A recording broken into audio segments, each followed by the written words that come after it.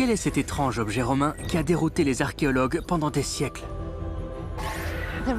Les Romains étaient des administrateurs très méticuleux, mais nous n'avons trouvé aucun récit écrit sur ces objets.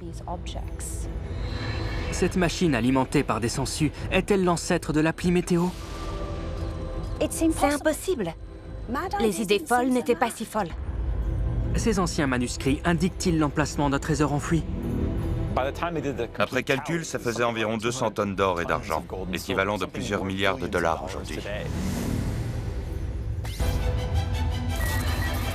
Tous ces objets sont aussi curieux que remarquables. Ils sont cachés dans des musées, des laboratoires ou des réserves. Et aujourd'hui, de nouvelles techniques permettent de les étudier de manière totalement inédite. Désormais, nous pouvons les reconstruire, les démonter, les examiner et mettre au jour leurs caractéristiques les plus extraordinaires, les plus anciennes et les plus étranges.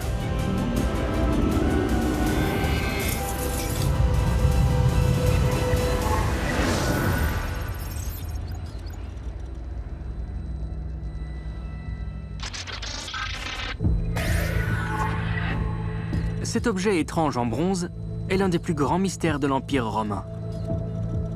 Car nous ignorons ce que c'est. Nous n'avons trouvé aucun récit écrit sur ces objets. Quand on ne sait pas comment définir avec certitude ces objets incroyables, on finit par se perdre en conjectures. Comme ils ne savent rien, les archéologues l'ont simplement baptisé le dodécaèdre romain à cause de ses 12 faces. Il pourrait s'agir d'une simple curiosité, s'il n'y en avait qu'un seul. Or, on a retrouvé 116 de ces dodécaèdres. Il n'y en a pas deux semblables. Leur taille varie de 3,5 cm à près de 12 cm. Un dodécaèdre romain, c'est une forme à 12 côtés avec des petits globes à chaque coin. Comme ça, on peut le poser facilement. Sur chaque face, il y a des trous en forme de cercle, tous de tailles différentes. Quand le bronze était poli, il était éclatant. Il scintillait au soleil couchant, on ne pouvait pas le rater. Aucun chiffre, aucune lettre, aucune marque pour expliquer à quoi il servait. Aujourd'hui, une nouvelle théorie émerge. On a peut-être tout faux sur la fonction du dodécaèdre depuis des siècles. Alors, à quoi sert-il vraiment? D'où vient-il? Quel est cet étrange objet?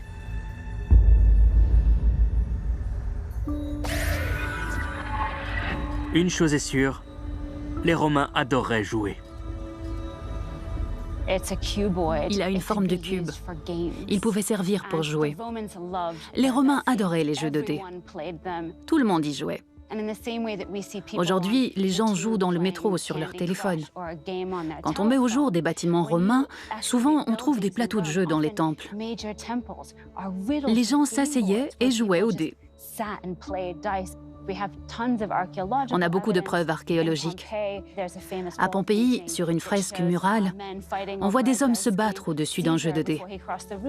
Avant de franchir le Rubicon, César aurait dit « Alea iacta est », autrement dit « Les dés sont jetés, le sort en est jeté ». Les Romains utilisaient des dés de forme et de taille variées pour jouer à des jeux différents. Alors, s'agit-il d'un dé? Malheureusement, cette théorie n'est pas infaillible. On a essayé de le lancer. Comme il n'y a pas de côté plat, il ne rebondit pas bien et il n'atterrit pas correctement. En plus, il n'y a pas de chiffre dessus. Quand on l'agrandit, on découvre que chaque trou a une taille différente. Et chaque côté a donc un poids différent, ce qui en fait un dé pipé.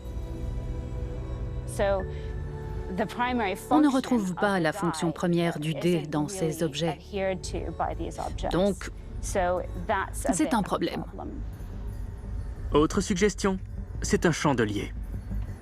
Je comprends d'où vient cette idée, parce qu'on a découvert des traces de cire à l'intérieur d'un de ces objets. Mais cette théorie ne tient pas non plus. Avec un chandelier de ce genre, on risque de se brûler les mains et on ne peut pas utiliser de grosses bougies. Sur un chandelier classique, il y a une poignée et un rebord au-dessus pour empêcher la cire de retomber sur la main. On a même parlé d'un jouet pour enfants. Donner un petit objet en métal à un enfant? Mon fils l'aurait mis dans sa bouche, dans son oreille, et peut-être même dans son nez. Ce n'est donc ni un dé, ni un chandelier, ni un jouet. L'endroit où on a retrouvé ces objets mystérieux peut-il être un indice?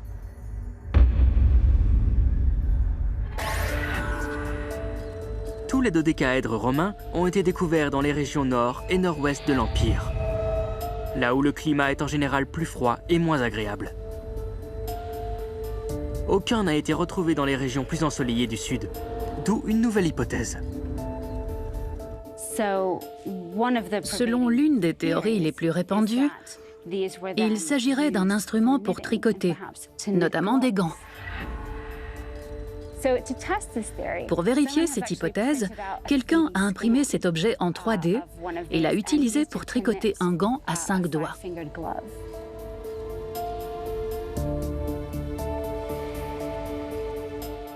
J'aime beaucoup cette idée. Tous les archéologues de la planète ont cherché pendant des décennies, interrogé des astronomes et des mathématiciens. Finalement, quelqu'un arrive à tricoter avec et on se dit « mais c'est bien sûr ». Tout le monde n'est pas convaincu. Bien sûr, cet objet a pu être utilisé pour tricoter. Mais les gants étaient des objets utilitaires. Et il existait déjà d'autres instruments pour tisser. Alors, imaginer qu'il servait à tricoter des gants, ça ne tient pas.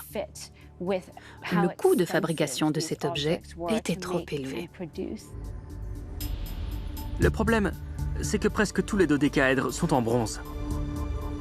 Et le bronze, ce n'est pas bon marché. Les pièces de monnaie sont faites avec le même matériau. La technique romaine pour couler des pièces en bronze est encore utilisée aujourd'hui. Elle demande beaucoup de temps et de précision. On commence par un noyau en argile qu'on recouvre de cire. Dans la cire, on sculpte les détails, la forme qu'on veut donner au bronze. Ensuite, on recouvre l'ensemble d'argile et on fait cuire. La cire fond. Après ça, on obtient un moule en négatif de ce qu'on veut créer avec le bronze. Ensuite, on fait fondre le bronze à plus de 1000 degrés pour qu'il soit bien liquide. Il se transforme en métal rouge et chaud qu'on peut verser dans le moule. Ça crache, ça fait des étincelles. Là, on attend que ça refroidisse.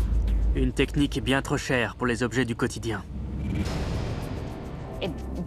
D'un point de vue économique ou commercial, ce n'est pas très logique d'accorder autant de temps et de travail à la fabrication de ces objets complexes et délicats pour en faire une utilisation ordinaire et quotidienne. Ce serait revenu très cher de fabriquer des objets utilitaires, comme un chandelier ou un jouet pour enfants. Cette théorie ne tient pas vraiment. Ces différentes hypothèses soulèvent autant de questions qu'elles n'apportent de réponses, ce qui explique sans doute pourquoi le dodécaèdre romain déroute les archéologues depuis des siècles.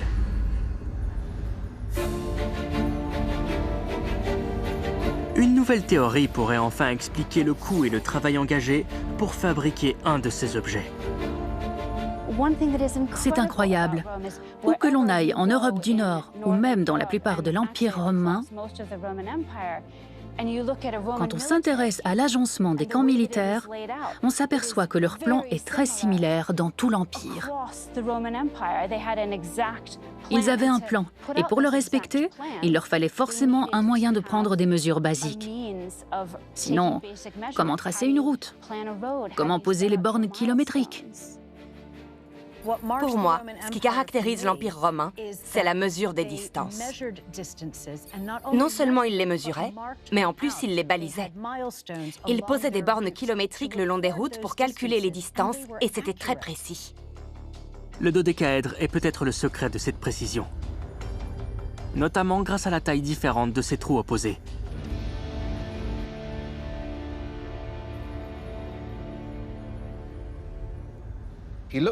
Quand on regarde à travers, les trous ont des tailles différentes. Mais il y a une certaine distance où on dirait qu'ils sont identiques. Et c'est toujours à la même distance de l'œil. Il suffit alors de prendre un objet dont on connaît la taille, que l'on peut soulever assez haut. Par exemple, un centurion romain porte son étendard. Il s'éloigne et le dépose quelque part. Quand l'étendard est de la taille des deux cercles, on sait qu'il a parcouru une certaine distance. Cette théorie explique pourquoi les trous ont des tailles différentes. En le tournant, on peut mesurer plusieurs distances. C'est un objet qu'on doit pouvoir manipuler facilement. Ça explique les boules et les trous de tailles différentes. Ça permet même d'expliquer les dessins à l'extérieur des trous, qu'on peut utiliser pour les aligner. En plus, ça correspond aux besoins de l'armée romaine. Et le besoin le plus essentiel de l'armée romaine, c'est gagner des guerres. Ils devaient savoir quand l'ennemi était à portée de tir. Ils n'avaient pas que des flèches, ils avaient aussi des catapultes. Il ne suffisait pas de détenir cette technologie, il fallait aussi savoir à quel moment l'utiliser. Ce genre d'objet devait être très utile pour tracer des routes, construire des camps, et aussi pendant les combats, pour savoir à quel moment l'ennemi était à portée de tir, à quel moment utiliser les catapultes. L'affaire est-elle classée? S'agit-il d'un appareil de mesure plutôt que d'un dé? D'un instrument pour faire des gants ou d'un chandelier? Tout ceci est assez convaincant. Mais en réalité, sans trace écrite ni preuve archéologique, impossible de savoir avec certitude. Mais les devinettes, c'est amusant.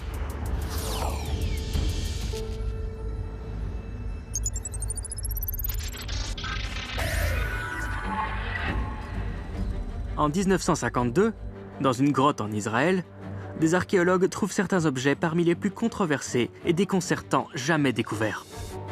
Des bandes de métal enroulées.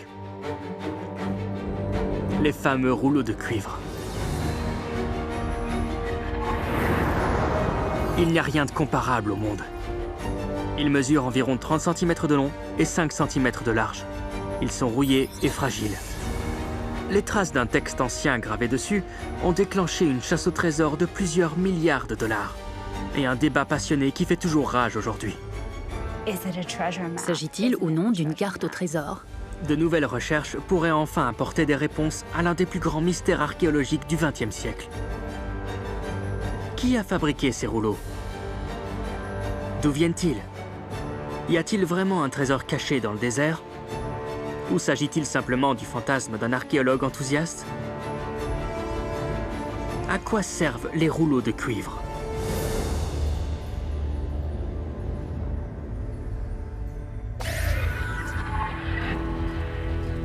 « 1947, rive nord-est de la mer Morte.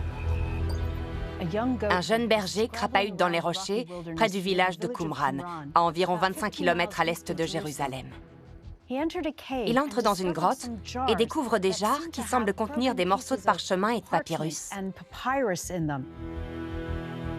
Ces documents, vieux de 2000 ans, sont l'une des découvertes archéologiques les plus importantes des temps modernes. Les rouleaux de la mer Morte. Cette découverte est révolutionnaire pour les archéologues. Elle contient certains des passages les plus anciens de la Bible hébraïque. Les universitaires sont absolument ravis de découvrir ces rouleaux bien conservés. Ils ont maintenant à leur disposition les toutes premières sources bibliques et de récits qui décrivent la région et le genre de pratiques mises en place à cette époque très tumultueuse dans l'histoire de la communauté juive. Pour un archéologue de la Bible, c'est la découverte d'une vie, du siècle, peut-être même du millénaire. Ça nous ramène à une période où on était en train d'écrire les premières parties de la Bible. Ça permet aux chercheurs d'établir un lien avec une période pendant laquelle des communautés, qui vont être à l'origine de certains travaux religieux, vont se développer. À peine 5 ans plus tard, en fouillant une grotte voisine, une équipe d'archéologues découvre les rouleaux de cuivre. Pour eux, il est tout de suite évident que ce sont des objets différents. La particularité des rouleaux de cuivre tient dans leur nom. Ce sont des rouleaux, mais pas en parchemin. Ils sont en cuivre. Un matériau beaucoup plus précieux et aussi difficile à graver. On peut en déduire qu'il s'agit d'un document important, peut-être même un texte sacré. Qu'est-ce qui peut être important au point de le graver dans le cuivre? Quelques mots visibles sur la couche externe des rouleaux attirent l'attention des experts. Notamment creuset, coudé, une mesure de longueur et or. Certains archéologues en tirent une conclusion évidente. Il ne faut pas se fier aux apparences. Mais c'est le rêve de tous les archéologues. Trouver une carte au trésor. Seul moyen d'être sûr qu'il s'agit d'une carte au trésor, les dérouler. Mais c'est très risqué. Le problème avec le cuivre, c'est que si on le laisse à l'air libre pendant des siècles, il s'oxyde. L'oxydation le rend très fragile. Le cuivre est très fin, donc si on essaye de le dérouler, en gros, le rouleau déjà fragilisé va casser net. Un expert ne s'avoue pas vaincu. En 1955, John Allegro, un archéologue anglais, réussit à convaincre les autorités de Jérusalem de l'autoriser à découper les rouleaux pour pouvoir les traduire. Problème. Aucune machine aussi précise n'existe. Allegro demande donc à Henry Wright Baker de l'Université de Manchester d'en inventer une.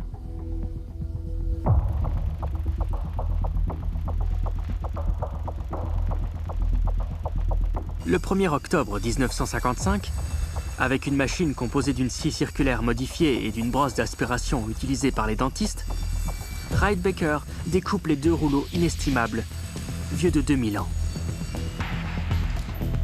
Le moindre faux pas serait catastrophique.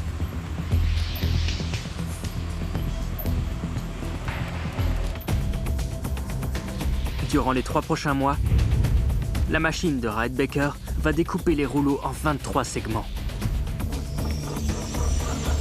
Pour la première fois depuis 2000 ans, leur secret est enfin révélé. S'agit-il d'une carte au trésor ?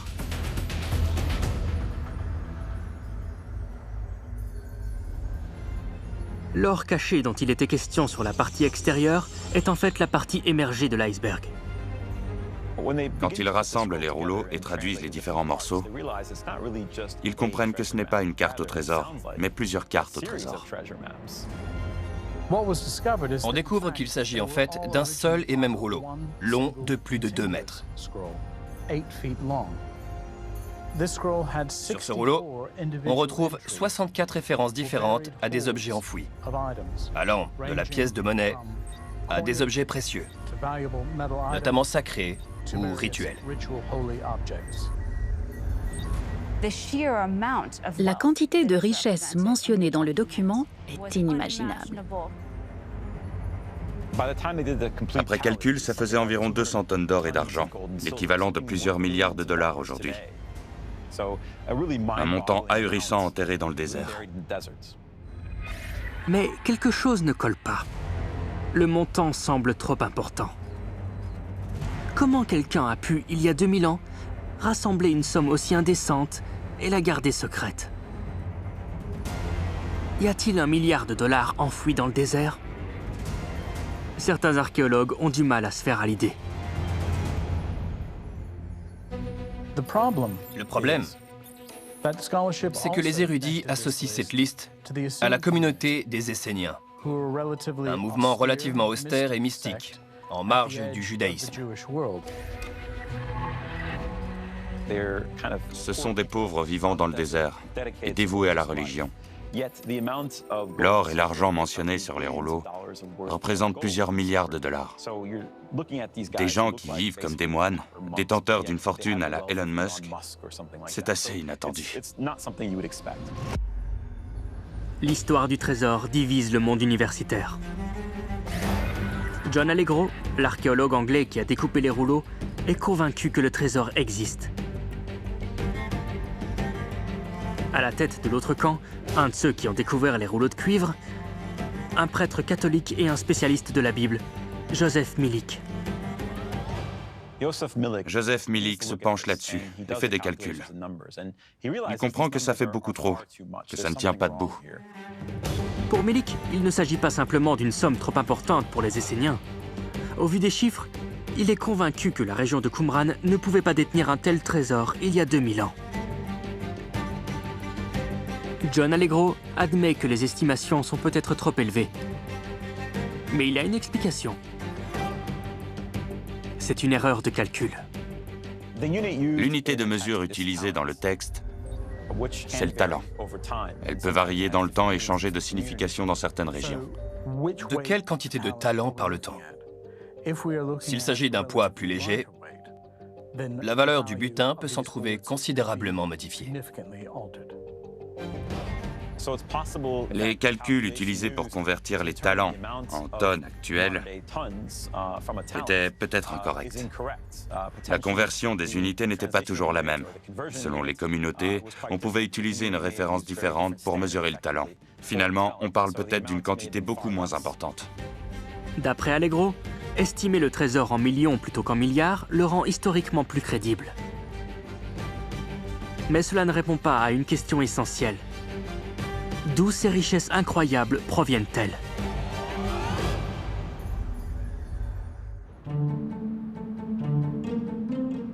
À 25 km de Qumran, le mur des Lamentations de Jérusalem. Un site sacré pour les pèlerins juifs. C'est la dernière relique d'une structure puissante, connue sous le nom de Second Temple de Jérusalem.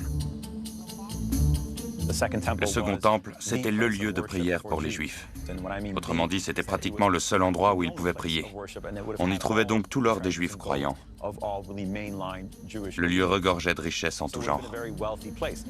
Selon Allegro, ceci pourrait expliquer le trésor. John Allegro explique qu'il s'agit là des trésors du Second Temple, qui auraient été déplacés en lieu sûr pendant la première guerre judéo-romaine.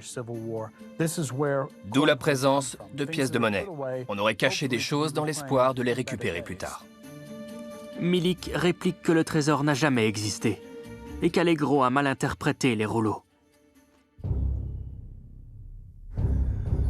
Seule solution, traduire entièrement le texte. Officiellement, cette tâche revient à Milik, mais au grand désespoir d'Allegro, Milik tarde à publier sa traduction. Et pour cause. S'il dit que c'est faux, on va l'accuser d'étouffer l'affaire. S'il dit que c'est vrai, des chasseurs de trésors vont se précipiter dans la région pour essayer de retrouver l'or perdu. De ce fait, il retarde la parution et procrastine le plus longtemps possible. John Allegro le double et publie la liste, ce qui attire l'attention des médias et déclenche beaucoup d'animosité et d'amertume entre les deux universitaires. En 1962, pour prouver qu'il a raison, Allegro organise une expédition à la recherche du trésor perdu.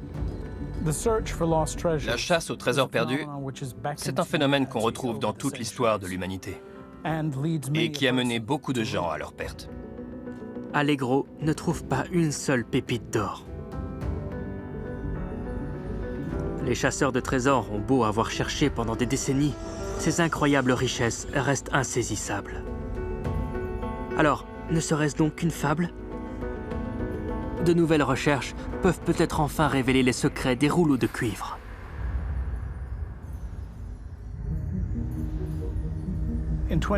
En 2015, une nouvelle théorie émerge.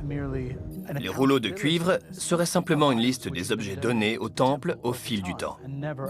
Ils n'auraient donc pas tous existé au même moment. En effet, certains textes anciens en hébreu évoquent un trésor inventé. Il s'agirait d'un montant idéalisé, d'un trésor qui aurait pu exister par le passé. Une idée qui s'inspire de la Grèce antique. Voici la chronique de Lindos, un inventaire d'objets présents dans un temple dédié à Athéna, écrit 200 ans avant les rouleaux de cuivre. Au début du texte, il est indiqué que toutes les choses présentes dans la liste n'étaient pas vraiment là-bas.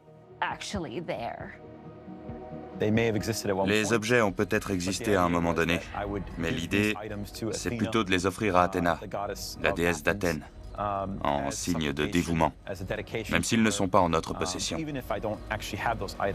Ça permet de signifier son attachement à la déesse. C'est une façon de montrer à quel point on aime une divinité. Il existe un lien entre ce genre de liste et les rouleaux de cuivre énigmatiques. Le rouleau est écrit en hébreu ancien, mais un examen plus attentif révèle des lettres grecques à la fin de certaines entrées.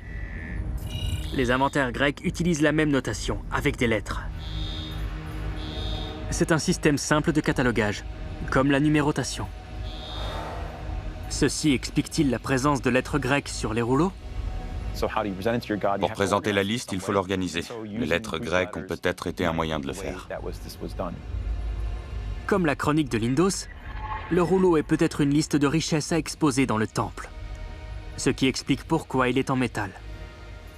Quand on y réfléchit, ça soulève la question du matériau en lui-même. Pourquoi du cuivre? Ça n'avait peut-être rien à voir avec la résistance. On était plutôt dans l'apparat. Ce n'était peut-être pas un rouleau, mais une plaque détaillant sur les murs du temple tous les objets qui avaient servi d'offrande au fil des années. Reste un problème. Contrairement à la chronique de Lindos, les rouleaux de cuivre indiquent la localisation du trésor. Si toutes ces richesses sont bien réelles, pourquoi en faire la promotion auprès de chasseurs de trésors? Les dernières lignes du rouleau détiennent peut-être la réponse. Paradoxalement, la dernière entrée sur la dernière feuille du rouleau indique l'endroit où on peut trouver une autre liste. Sûrement un autre rouleau qui permet de découvrir où sont cachés les objets de la liste complète. En réalité, non seulement le trésor a disparu, mais aussi le moyen de le localiser. Tant que la présence potentielle d'un trésor reste crédible, les chasseurs de trésors continueront à se rendre à Qumran pour chercher fortune.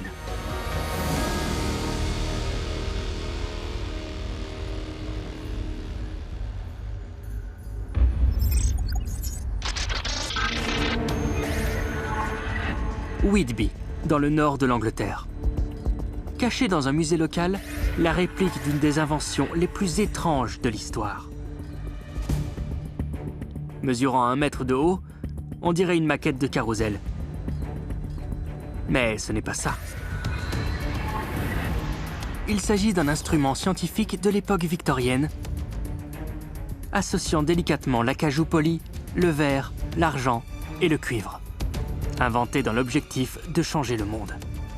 On n'a jamais rien vu de semblable, ni avant ni après. Voici le prédicteur de tempête, conçu pour résoudre un des plus grands problèmes de l'ère victorienne, la météo, en utilisant la force des sangsues. 12 petites sangsues vivant dans des bocaux remplis d'eau, dressés pour faire sonner une cloche. En présence de conditions climatiques extrêmes, les sangsues remontaient pour signaler le mauvais temps à venir. Il y a 150 ans, c'est une idée sérieuse, que les gens traitent avec respect. Qui a inventé cet appareil étrange? Comment fonctionne-t-il? Et pourquoi tout le monde semble croire qu'une sangsue peut prédire s'il va pleuvoir? Aujourd'hui, cela nous paraît fou. Mais à l'ère victorienne, tout semble possible. Les idées folles n'étaient pas si folles.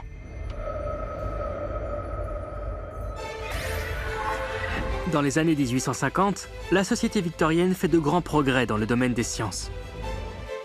De nouvelles inventions, comme le pneu en caoutchouc, la photographie et la bicyclette, révolutionnent les conditions de vie, de travail et de voyage. C'est une période très animée, avec des innovations énormes et aussi de grands changements au niveau social, physique, industriel et économique. Tout se passe très vite. C'est à couper le souffle.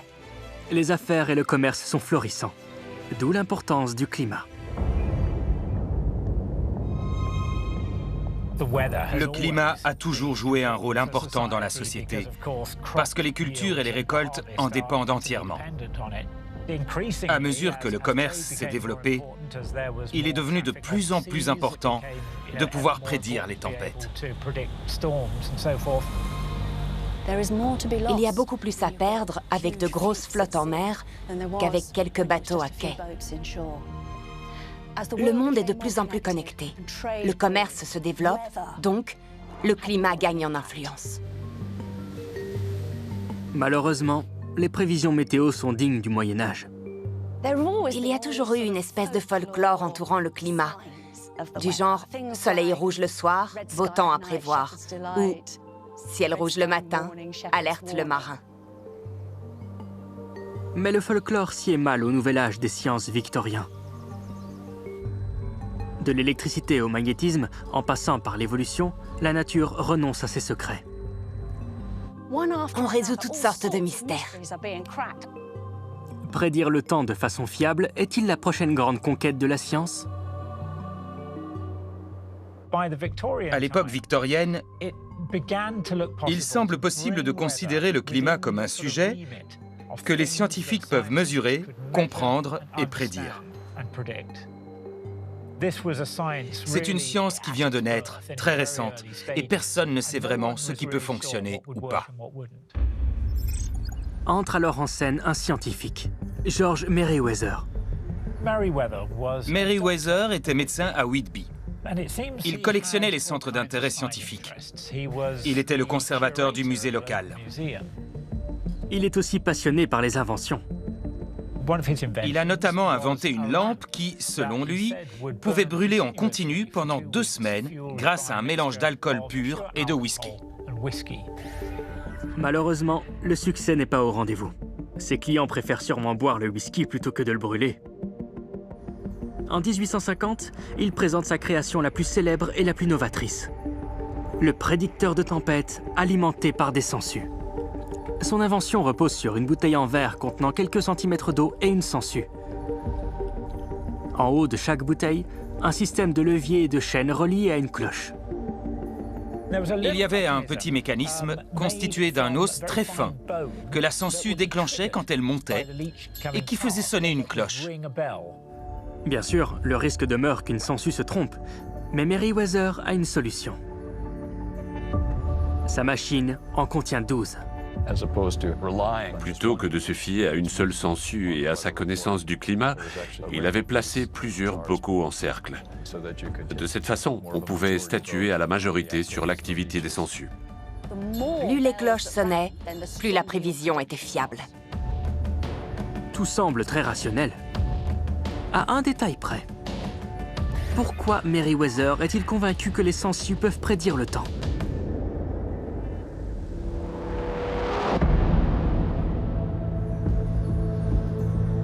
Les animaux sont souvent présents dans le folklore climatique. Depuis toujours, on observe le comportement des animaux pour essayer d'anticiper les changements climatiques. On a de bonnes raisons de le faire. Certains animaux sont très sensibles aux changements imminents du climat. Donc, cette idée d'utiliser les modifications du comportement animal comme moyen de prévision climatique remonte à très loin. Elle est bien établie. Quand des vaches s'allongent dans un pré, c'est censé annoncer la pluie. C'est présent dans toutes les cultures, partout dans le monde. En Allemagne, ce sont les grenouilles qui prédisent le climat. Tous les Allemands pensent pouvoir prédire le temps en mettant une grenouille dans un bocal avec une petite échelle en bois. En fonction de la position de la grenouille, on sait s'il va pleuvoir ou s'il va faire beau. Merriweather opte pour les sangsues, un animal qui fascine la société victorienne. Il prétend que les sangsues peuvent sentir un changement climatique et remonter à la surface de l'eau à l'approche de la pluie. La sangsue peut sembler assez primitive, un peu comme une limace. En réalité, c'est un animal incroyablement sophistiqué. Ce sont des vers, pas des limaces ni des escargots. Elles ont des couleurs magnifiques. Elles peuvent avoir des taches oranges ou vertes. Le principal attrait des sangsues, c'est leur régime alimentaire macabre. Ce sont des petits vampires. Elles aiment boire du sang. Pour ce faire, elles possèdent 2 ventouses. La première se colle à l'autre, et l'autre est bordée de centaines de dents. Elles peuvent donc mordre. Pendant que la sangsue suce le sang, elle libère 2 produits chimiques. Le premier est un genre d'anesthésiant, et l'autre est un anticoagulant, un produit chimique qui empêche le sang de coaguler pour qu'elle puisse le boire. Une fois qu'elle est gorgée de sang, la sangsue peut survivre jusqu'à 1 an sans s'alimenter.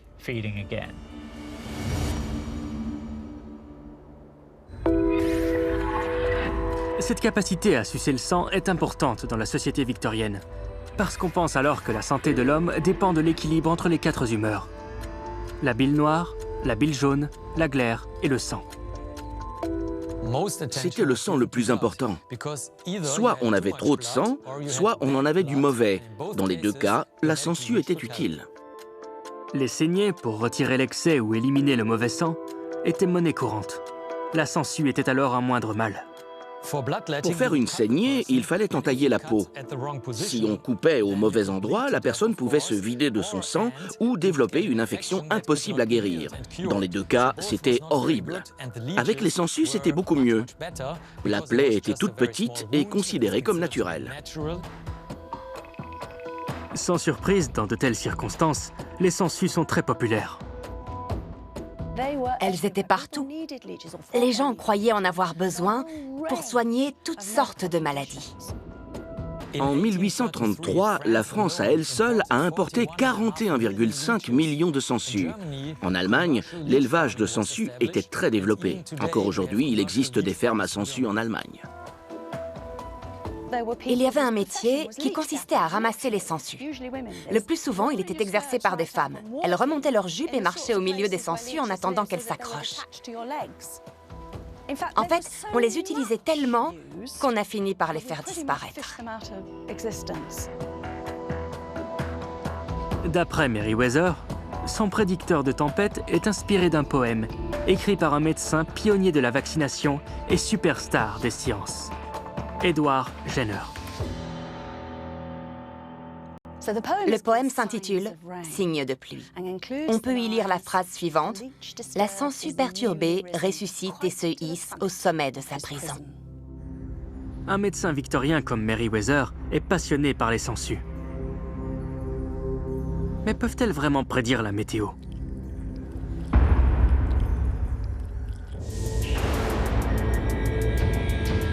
D'après Meriwether, les sangsues remontent à l'approche de la pluie. Ce n'est pas aussi fou que ça en a l'air, car en général, le mauvais temps est accompagné d'une baisse de la pression atmosphérique.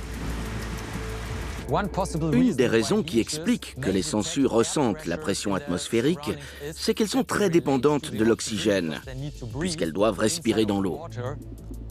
Les sangsues absorbent l'oxygène par la peau dans l'eau qui les entoure. Elles sont très sensibles à la concentration d'oxygène dans l'eau qui évolue en cas de changement dans la pression atmosphérique. Quand la pression diminue, il y a moins d'oxygène dans l'eau. Les sangsues remontent alors à la surface, là où le taux d'oxygène est le plus élevé. C'est une question de survie. Elles doivent trouver de l'oxygène. Si elles en ont assez, elles peuvent plonger plus profond. C'est ce qui les fait réagir.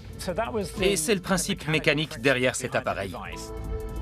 Mais pour que le prédicteur fonctionne, les sangsues de Meriwether doivent réagir de façon à déclencher la cloche à chaque fois. Est-ce seulement possible? J'ai moi-même dressé des sangsues, avec succès.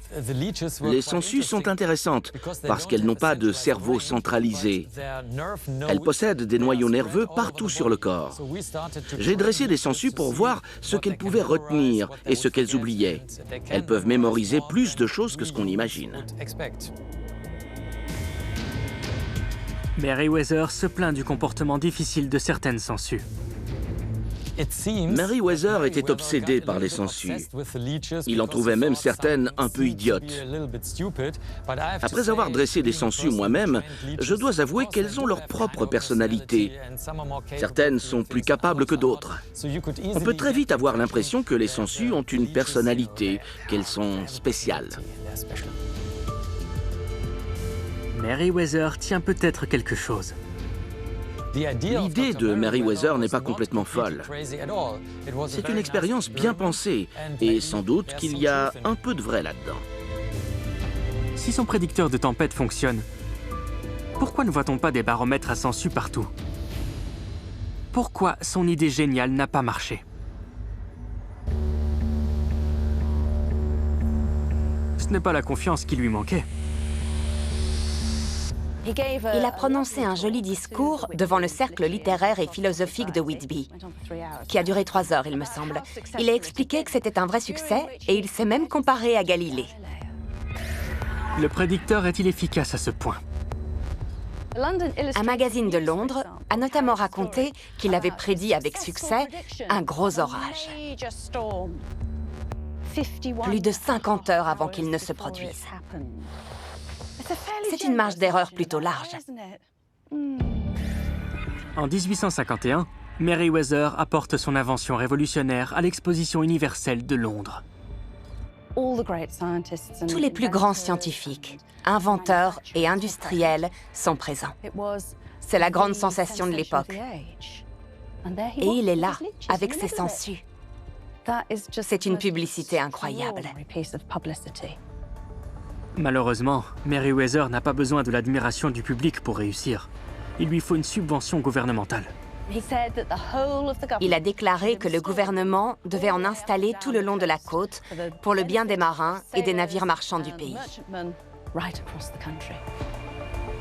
Contrairement aux sangsues, le gouvernement n'accroche pas. Le prédicteur n'a pas rencontré le succès escompté, et ce n'est pas étonnant. D'abord, ça aurait coûté beaucoup d'argent à produire et à entretenir. Les sangsues mouraient les unes après les autres. Et ce n'était pas un instrument très fiable. Un siècle plus tôt, il aurait parfaitement correspondu aux idéaux de l'époque.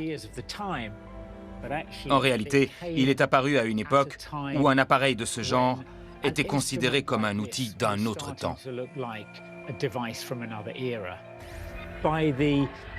Au début du 19e siècle, les instruments scientifiques ne ressemblaient déjà plus à un aquarium avec des petites bestioles dedans.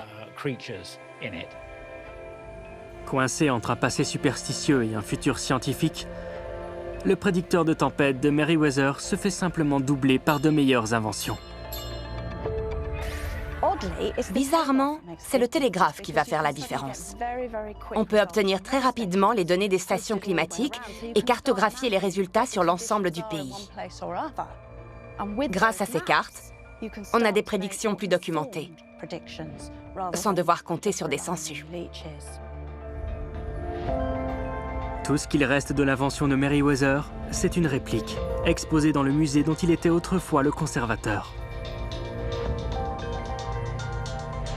Mais sans les fameuses suceuses de sang.